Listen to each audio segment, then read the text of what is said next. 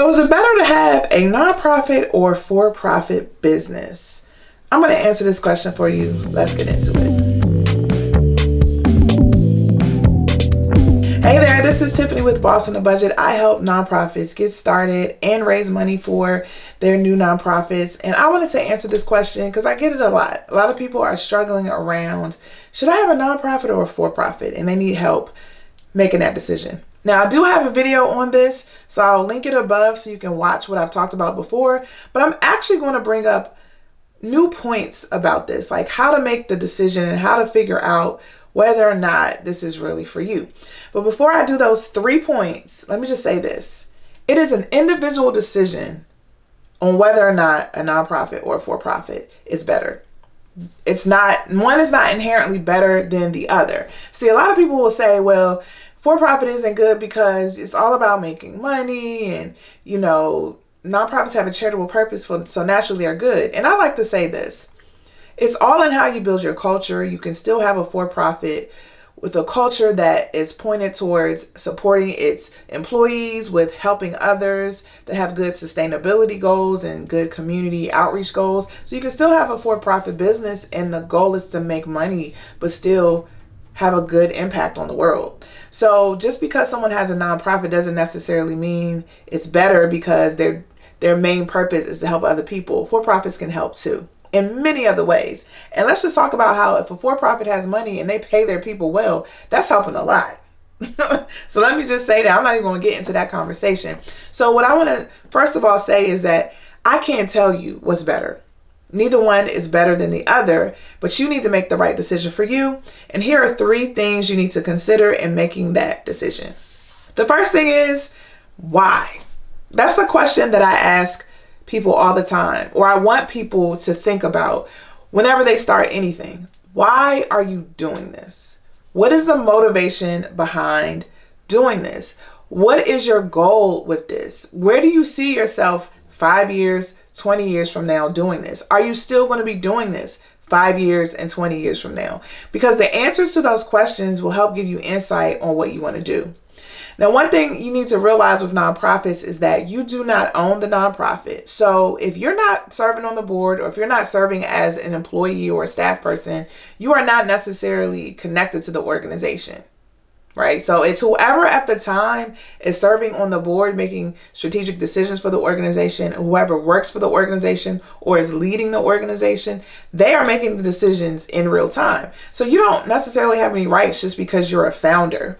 So that's one thing you need to remember for a nonprofit. So if you, as a part of your why, you think 20 years from now that you still want to be working in the organization, that may look different whether you do a for-profit or a nonprofit. Because as a for-profit, you may be connected just naturally because how you set up your business, you're always going to be connected. That's always inherently built in. But it's not just automatically built in as a nonprofit. And if you're trying to stay connected and you're trying to, you know, get benefits from the organization, if it makes money, you want to be able to make that money easily, you need to reconsider whether or not a nonprofit is for you, because a nonprofit is not created for personal gain. And I'm going to say it right now, there's nothing wrong with personal gain. I'm just saying that a nonprofit is not the vehicle you need to use if you know you're doing this for some kind of personal gain. And when I say personal gain, I mean, honestly, I'm just talking about money. If you're using this as a way to make money. Now, you can be paid through your nonprofit. Yes, you can get a salary. And I did a video talking about this and I'm linking it above. Yes, you can, but you can do that in very limited ways. And so you need to work for the organization, but you working for the organization means that someone else is directing you. Someone else is guiding you. Because even if you're the CEO of the organization, the board is still reviewing your performance. The board is still appointing you to that role. So you really need to think about, like, why am I doing this? What is the purpose behind this? Is it because I want something that's mine, that I own? And if that's like a driving factor, you really need to consider whether or not a nonprofit is for you. And you need to think about your long-term goals, like where you want to be 20 years from now. What is the attachment you want to this business? And that can help guide you and figure out what you're trying to do. The second thing you need to think about is, am I trying to do this as a solopreneur, or am I okay doing this with a group of people? Now, here's the thing. If you're in this and you're like, this is my mission, this is a vision God gave me, or this is just my calling, I know I want to do this, I got this, I don't need no help, I got this. If you are taking that attitude from the very beginning, I'm telling you now that a nonprofit is not the structure that you think it is.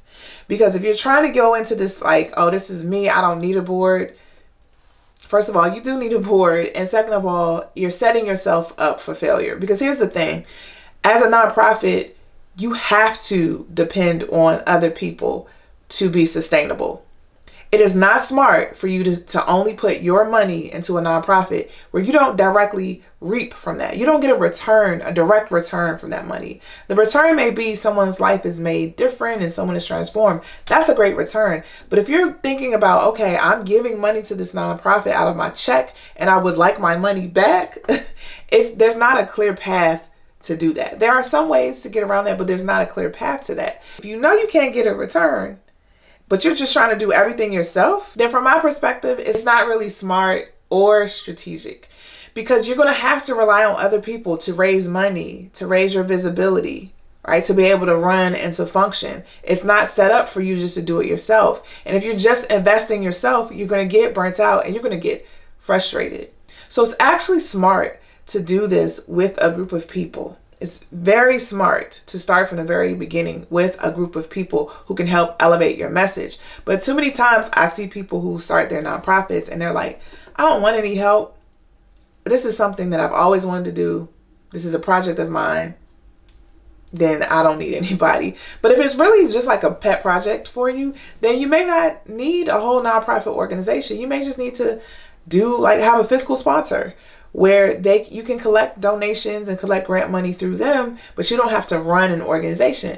Because to run a nonprofit organization, you have to have a board. Like, you have to deal with the paperwork, you have to deal with the rules and regulations, and there has to be checks and balances. You cannot make unilateral decisions because you do not own it. So that's no different from some stranger off the street making unilateral decisions. So let me ask you this. Would you be okay with a stranger coming in and they having the only say, they being the only person to have a say on what happens with your organization? Because that's really, I'm not saying you're a stranger, but that's really what it's like when you say to yourself, I want to be the only one making decisions for this organization. There's no allegiance when it comes to nonprofits. It's whoever's sitting on the board. So it could be a new person 5 years from now. Would you want that person just making decisions on their own with not consulting with other people? So why would you set that up for yourself? So I did that mini rant just to say, if you are trying to do this on your own or solo, the nonprofit structure is not the best structure for you. If you are okay with working with a group of people and organizing a board and managing those relationships, then yes, the nonprofit is the route for you. And just keep in mind that that is a lot of work to manage people and manage the work and manage finances and manage fundraising. So again, keep in mind all of what it takes to actually execute this. And the third thing you want to think about with your decision making is, are you okay with the level of scrutiny that is required for nonprofits? So I'm going to tell you something. I have helped launch and run a nonprofit, and I also have launched and run several different kinds of businesses. And I'm just going to tell you that the level of scrutiny, the level of just documentation is on another level when it comes to a nonprofit. So when you are like a sole proprietor, or maybe you have an LLC, like there is paperwork required for all of that. There are certain agreements you need to have in place. Yes. But there's an extra layer when it comes to nonprofits. First of all, we need to talk about how the state has its own set of requirements for nonprofits. You have to incorporate in a state, and then there's charitable registration, more than likely in the state. There may be other documents that you have to fill out, because in several states, there's not just the form, the initial articles of incorporation form you have to fill out. There are other information forms as well. So you have to take care of that and probably have to report annually. And then you have to take care of the IRS.